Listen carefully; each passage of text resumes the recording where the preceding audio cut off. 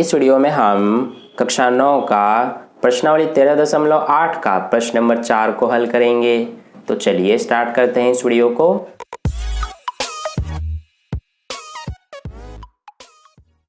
तो देखिए dear students, प्रश्न नंबर 4 में हमसे क्या पूछा गया है कि चंद्रमा का व्यास पृथ्वी के व्यास का लगभग 1/4 है। चंद्रमा का आयतन पृथ्वी के आयतन की कौन से भिन्न है।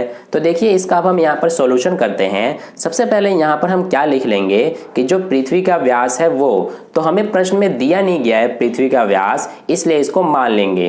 तो यहाँ पर हम लिख लेंगे कि माना पृथ्वी का व्यास। तो देखिए इसको हम क्या मान लेंगे, हमें कोई वैल्यू नहीं दिया गया है तो इसलिए इसको डी मान लेंगे।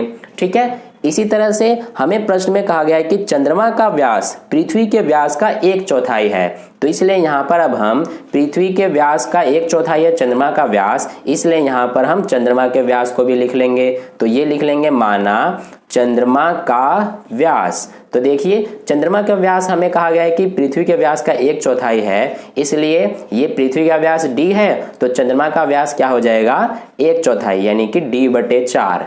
ठीक है, तो ये हमने लिख लिया दोनों का व्यास। अब हमें प्रश्न में क्या पूछा गया है कि चंद्रमा का आयतन पृथ्वी के आयतन की कौन सी भिन्न है। तो देखिए हमें आयतन का भिन्न पूछा है तो हमें सबसे पहले इन दोनों का आयतन लगाना पड़ेगा। और जैसा कि हमें पता है कि पृथ्वी और चंद्रमा दोनों गोले के आकार के हैं तो इसलिए यहाँ पर हम गोले के आयतन का सूत्र लगाएंगे जिसमें हमें त्रिज्या की जरूरत पड़ेगी।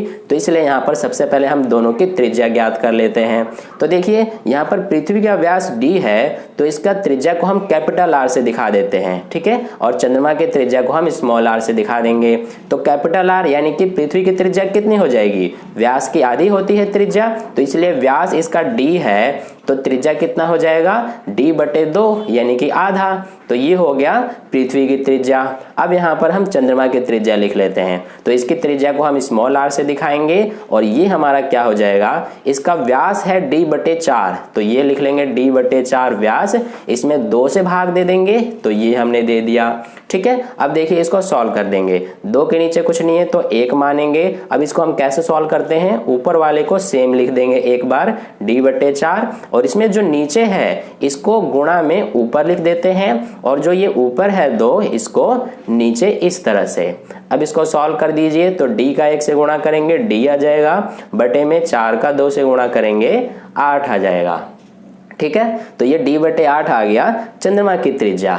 ठीक है, अब हमसे पूछा है कि चंद्रमा का आयतन पृथ्वी के आयतन की कौन सी भिन्न है। तो यहाँ पर हम दोनों को भिन्न के रूप में लिख लेते हैं। सबसे पहले यहाँ पर हम लिख लेते हैं चंद्रमा का आयतन। तो ये हमने लिखा चंद्रमा का आयतन बटे में क्या आ जाएगा, पृथ्वी का आयतन। ठीक है, तो ये यहाँ पर लिख लेंगे पृथ्वी का आयतन। अब देखिए दोनों का आयतन तो हमने लिख लिया, अब हमें इसमें सूत्र लगाना है। तो चंद्रमा का आयतन का मतलब क्या है, गोले का आयतन, और गोले के आयतन का सूत्र क्या होता है 4/3 पाई। इसमें r हम क्या लिखेंगे, स्मॉल r से दिखाया है तो इसलिए स्मॉल r लिखेंगे और क्यूब 4/3 पाई r क्यूब हो गया।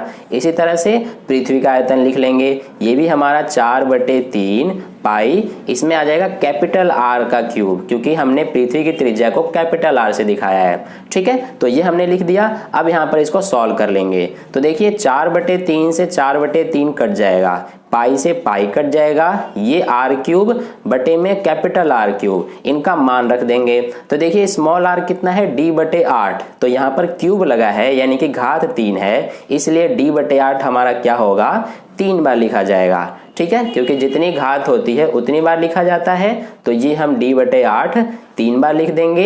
ये हो गया हमारा। अब बटे में क्या है कैपिटल R³ और कैपिटल R कितना है d/2, तो यहाँ पर लिख लेंगे d/2, ये भी 3 बार क्योंकि इसकी भी घात 3 है। ठीक है, तो ये हमने लिख दिया। अब इसको सॉल्व कर दीजिए। देखिए यहाँ पर बड़े ही आसानी से कट जाएंगे, ये d से d कट जाएगा, ये d से d कट जाएगा और ये d से d कट जाएगा। यहाँ पर हम इसको भी काट सकते हैं, ये 2 एकम 2, ये 2 चौक 8, इसके अलावा ये 2 एकम 2 और ये 2 दूना 4 और ये 2 एकम 2 और ये 2 एकम 2। ठीक है। अब देखिए हमारे पास जो बचा है वो लिख देते हैं। तो यहाँ से देखिए हमारे पास ऊपर ये डी से डी पूरा कट गया है, कुछ भी नहीं बचा।